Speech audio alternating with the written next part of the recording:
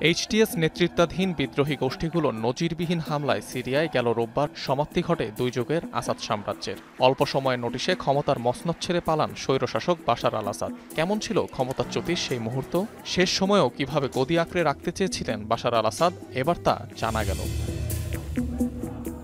অবিশ্বাস্য গতিতে যখন দামেস্কের দিকে এগিয়ে আসছিল বিদ্রোহীরা, তখনও ক্ষমতা ধরে রাখার ছক কষছিলেন বাশার। অনুগত সেনাবাহিনী ও নিরাপত্তা প্রধানদের সাথে জরুরি বৈঠকের ডাক দেন তিনি। দ্রুতই আসছে রুশ সহায়তা, এমন তথ্য দেয়াই ছিল তার উদ্দেশ্য। তবে বিদ্রোহীদের অগ্রযাত্রায় বিচলিত হয়ে পড়েন বাশার। বাসায় যাওয়ার কথা বলে প্রেসিডেন্সিয়াল কার্যালয় ত্যাগ করেন তিনি। এক পর্যায়ে ভাষণের জন্য বক্তৃতা লিখতে মিডিয়া অ্যাডভাইজারকে বাসায় রাখেন বাশার আল আসাদ। কিন্তু ততক্ষণে যে বড্ড দেরি হয়ে গেছে। রাজধানীর চারপাশ তখন বিদ্রোহীদের দখলে। জীবন বাঁচাতে সরাসরি বিমানবন্দর চলে যান বাশার আল আসাদ।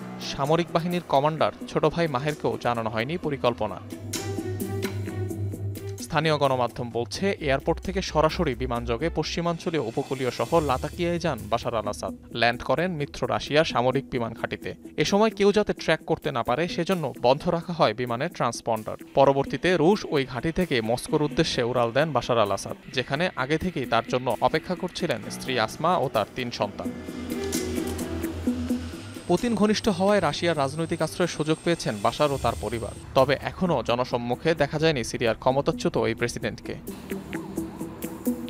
অনিক রহমান, যমুনা নিউজ।